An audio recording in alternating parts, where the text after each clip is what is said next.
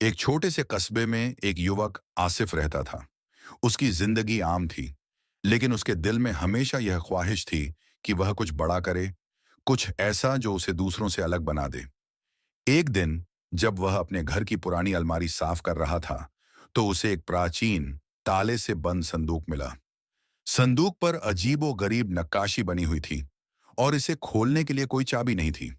आसिफ ने जिद में आकर उसे खोलने की कोशिश की और कड़ी मेहनत के बाद वह सफल हो गया।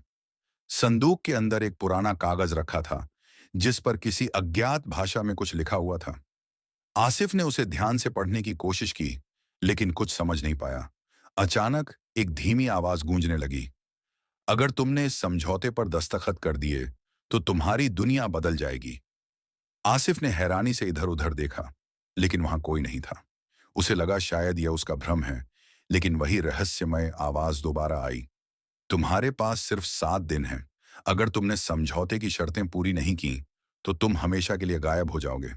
उसे यह सब मजाक लगा, मगर उसके अंदर एक अनजाना डर भी पैदा हो गया।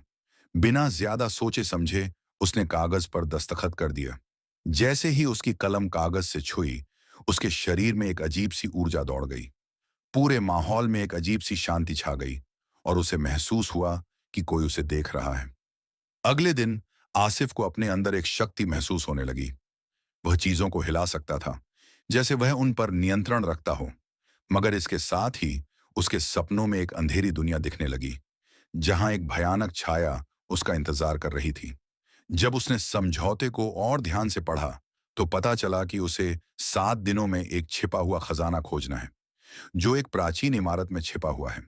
लेकिन खजाने तक पहुंचने के लिए उसे कई डरावनी बाधाओं का सामना करना होगा। आसिफ ने तय किया कि वह किसी भी हाल में इस मिशन को पूरा करेगा। पहले दिन उसने इमारत का पता लगाया। यह कस्बे के बाहर एक पुराने जंगल में स्थित थी। वहां पहुंचना आसान नहीं था, रास्ता खतरनाक और रहस्यमय था। जब वह इमारत के करीब पहुंचा, तो एक गहरी आवाज गूंजी, समय तेजी से बीत रहा है। अगर तुम असफल हुए, तो हमेशा के लिए हमारे हो जाओगे। दूसरे दिन उसने इमारत में प्रवेश करने की कोशिश की, लेकिन दरवाजे पर एक जादुई रुकावट थी। दरवाजे पर एक पहेली लिखी थी, जिसे हल किए बिना अंदर जाना असंभव था। आसिफ ने अपनी समझदारी से पहेली हल की और दरवाजा अपने आप खुल गया। जैसे ही वह अंदर गया, एक डरावना दृश्य उसके सामने था। एक विशाल हॉल, जहां पुरानी मूर्तियां और रहस्यमय चिन्हों से सजी दीवारें थीं। तीसरे दिन आसिफ ने खजाने की खोज शुरू की, लेकिन हर कदम पर चुनौतियां थीं। एक बार एक विशाल सांप ने उस पर हमला कर दिया, लेकिन उसने अपनी शक्तियों का उपयोग करके उसे हरा दिया। चौथे दिन उसे एक रहस्यमय दरवाजा मिला, जिसके पीछे खजाना छिपा था। दरवाजा खोलने के लिए उसे एक और पहेली हल करनी थी। पांचवें दिन दरवाजा खुल गया और अंदर वही खजाना रखा था जिसकी उसे तलाश थी। लेकिन इसके साथ ही एक भयानक सच्चाई भी सामने आई।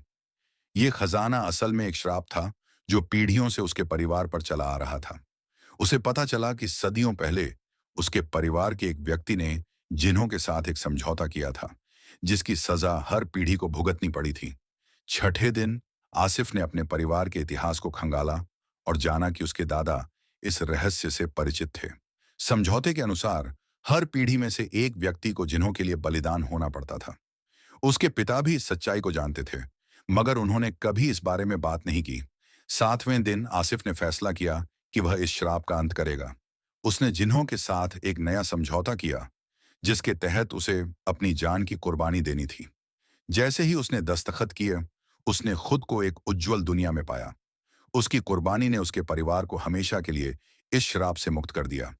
इसके बाद आसिफ का परिवार उसकी कुर्बानी को हमेशा याद रखता रहा और हर साल उसकी याद में एक समारोह आयोजित किया जाने लगा। निष्कर्ष, यह कहानी हमें सिखाती है कि हर चीज की एक कीमत होती है और कई बार महान सफलताओं के लिए भारी कुर्बानियां देनी पड़ती हैं। हमें हमेशा अपने फैसलों के परिणामों के बारे में सोचना चाहिए, क्योंकि हमारे कार्यों का असर हमारी जिंदगी और दूसरों पर भी पड़ सकता है।